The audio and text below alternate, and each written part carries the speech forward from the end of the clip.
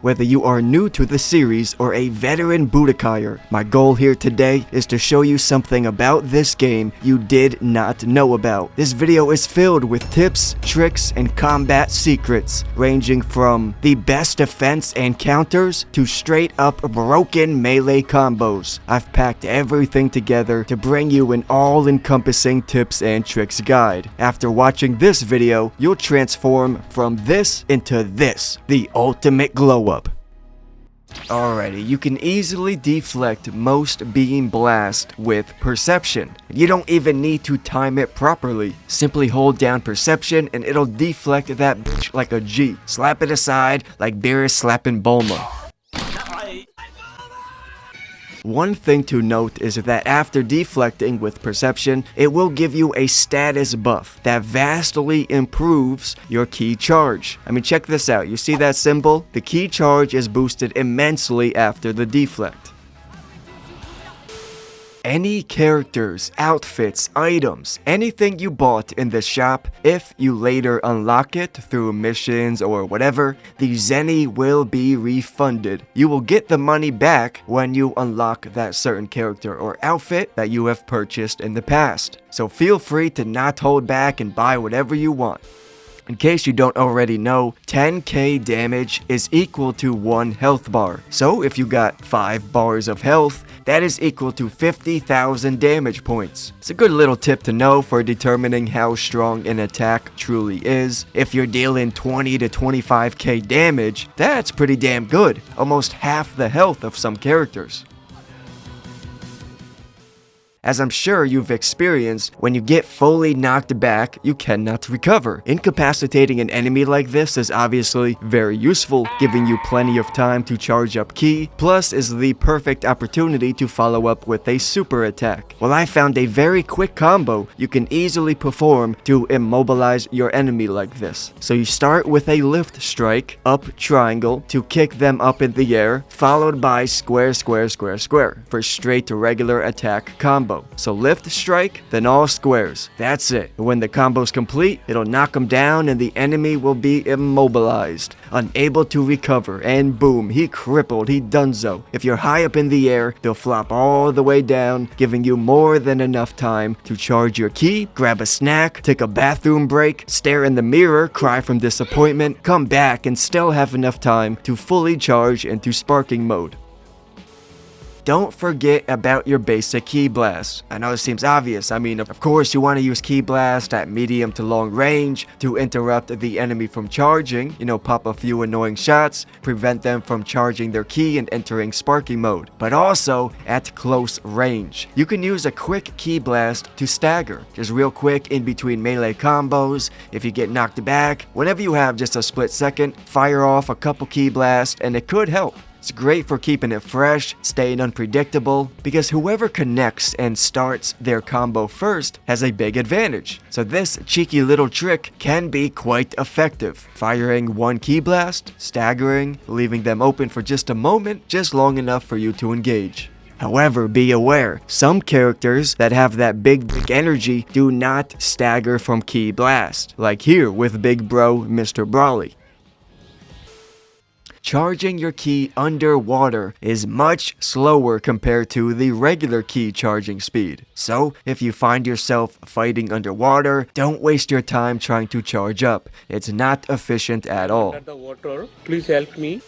So with this Dragon Burst, you hold the charge button and press dash to quickly fly around, right? Well, if you press these buttons without pointing your joystick in any direction, it'll just automatically rush straight towards the enemy that you're locked onto, which is very nice because this means you can double tap. Just double tap X and it'll instantly use a dragon homing to dash right behind the enemy. When fighting against giants, it's good to know that a certain strength threshold of character can stagger giants. Now I believe it's Super Saiyan 3, so any character Super Saiyan 3 level or above can easily stagger giants with their attacks. As you can see here, big silverback gorilla Jiren is staggering with every strike. And even Kid Buu, he can stagger as well. But this android from the Cell Saga takes a few more punches to get that stagger going. So it's a certain strength strength threshold of Super Saiyan 3 and above. And by the way, the best way to fight against giant characters is to get behind them, use a charged smash attack to send them flying, and use Super Beam Blast. Now, I've seen some people try and play androids defensively. They think that defense is the best strategy for androids because they charge ki over time. But nah, shun, androids gotta be aggressive. Look at the speed at which a normal character builds up ki through melee attacks. Now check how quickly the android builds up ki through melee combos. This is where the androids excel compared to other character types. So don't be hiding out defensively. You gotta be on that ass like a wombat, man. The more you attack, the quicker your ki will charge. After entering sparking mode, if you use your ultimate, it'll wipe out all your ki, regardless of whether you immediately used the ultimate or if you wait until the last second. The end result is still the same. So, even though your first instinct will probably be to shoot directly for an ultimate, it's usually wiser to wait just a little bit. Sparking mode offers a wide range of powerful benefits, and to truly take advantage of its strength, you'll want to use it strategically. The best approach is to focus on dealing as much damage as possible with melee attacks. Then, after you slap them silly for a few seconds, now you can position yourself to set up your ultimate attack for maximum damage. For me, when the sparking gets about halfway, that's when I start to think of using the ultimate. No matter the cost, destroy everything. Okay. Quick settings tips. So firstly, turn motion blur and camera shake to low. Not necessarily all the way off, but definitely lower. This is a fighting game after all, and you need to clearly perceive everything going on. Now, I highly recommend you get comfortable with the new standard controls, not the classics. I mean, bro, there's a reason they implemented a new control scheme, and it's so that you can use the new revenge counters and, most importantly, perception much easier and smoother. However, if you're stubborn and you must use classic, at least turn this here to standard. This allows you to use your D-pad for transformations, fusions, and swapping characters. Much better than the classic version of using the analog stick. Trust me, just do that. There are two types of beam blast. First, piercing blast, like Kamehameha. This will blast right through buildings and the environment. Then, non-piercing blast, such as death beam. These can indeed destroy buildings and the environment, but it will not pierce through them. So if your enemy is hiding behind buildings like a fucking turtle, and you know your super attack has this piercing effect, you can blast right through the building and blow his cheeks off. So the next segment I'll be diving into is melee combos. I start off with basic stuff and get progressively more advanced as I go on. So you want to juggle or, continue your combo string for as long as possible. A general rule of thumb, the best position to be in to do this is attacking their back. You always want to be behind them, clapping that booty. Now, a good way to position yourself behind an enemy is with a quick vanish. You can press the guard button mid-combo and teleport behind the enemy. However, be aware, of course, the enemy can use that opportunity to counter with his own vanish and evade your attack. So use that cautiously and sparingly. With high-level gameplay, they will definitely be countering that. So only use it when you feel the need to switch things up and change your position. Now, there are two strategies for performing combo strings. Firstly, and the more universal strategy, are the rush chains. See, if you perform a rush chain attack, which is when you integrate triangle into your combo, like these right here, if you perform a rush chain twice within the same combo, it'll knock the enemy away. And you don't want this, obviously. You want to keep him right in front of you so you can carry on ripping his face off with more melee attacks. So what you want to do is combine different rush chains with each other. So square triangle, square square triangle, square square square triangle, you get the idea.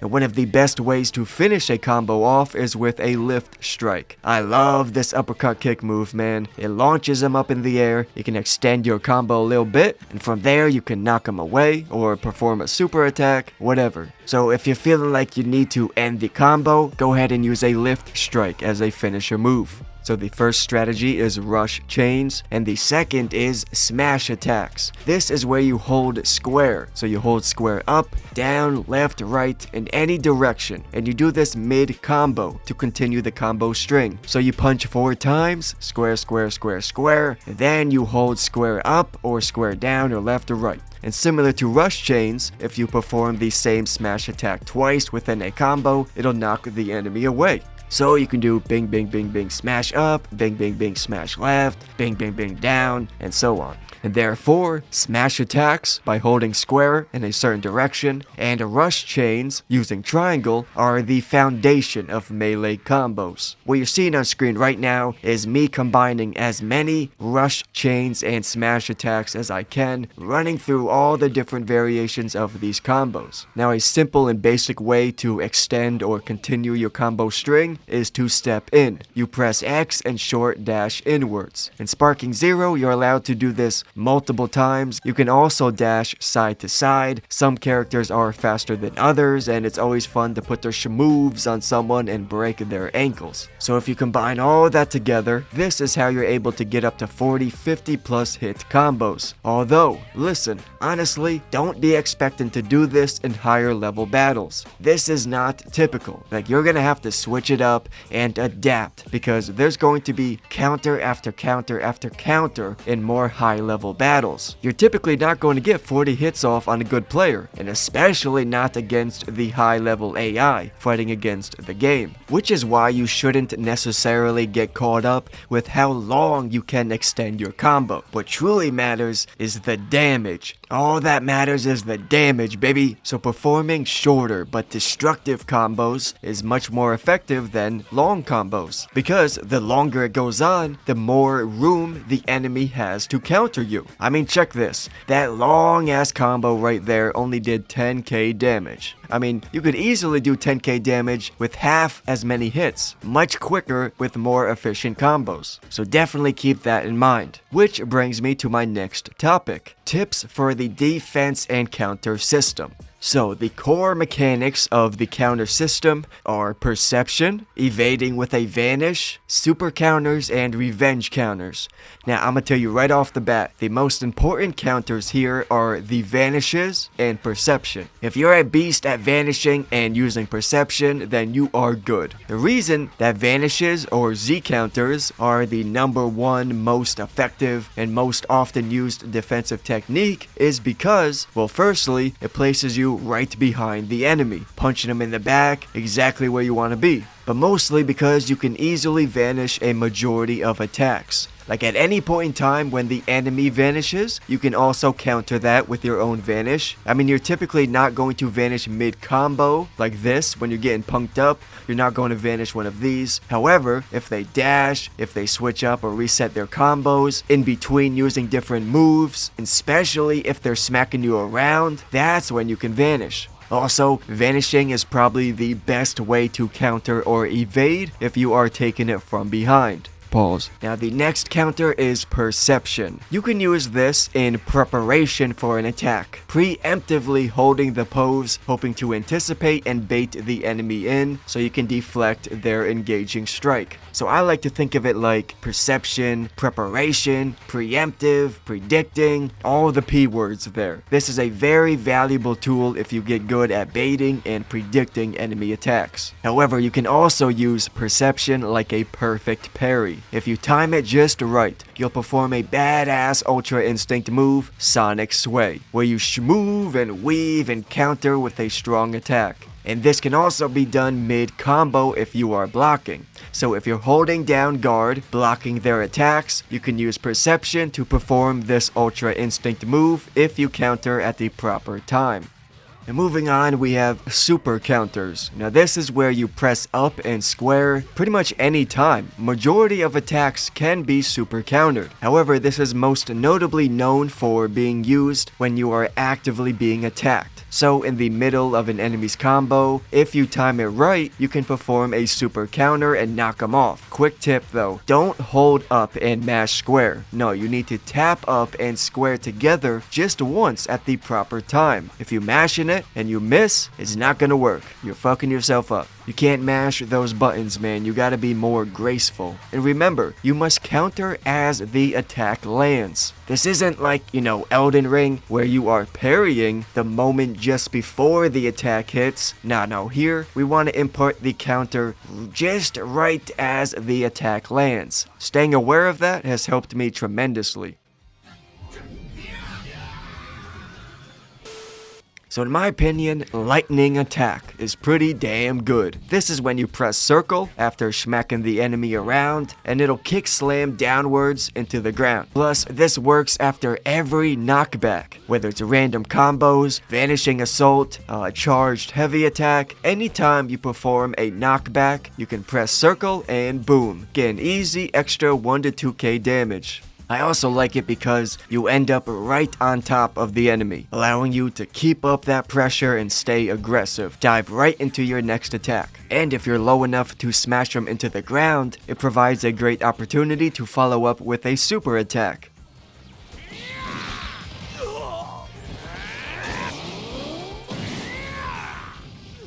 A simple but underrated tip, rewatch your games. If you want to get good like the pros, go back in theater mode and see what you did wrong, what you did right, where your weaknesses are. I guarantee you will see yourself playing in ways you did not expect. You'll be rewatching yourself like, god damn, I'm doo-doo.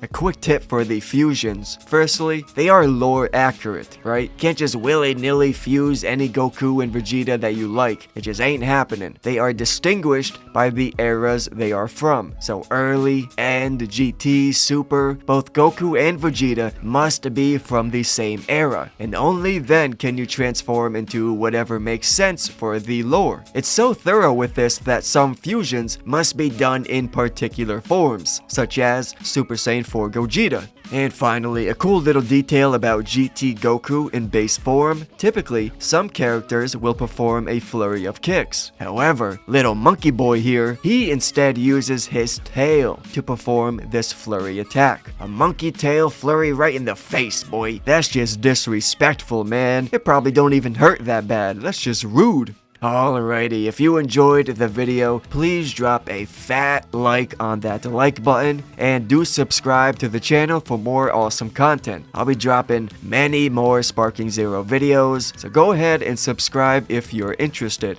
I thank you very much for your time, and I appreciate you watching. I had COVID while recording this, so if my voice isn't as sexy as usual, I apologize. Well, I thank you very much, and I'll talk to you later. Stay golden.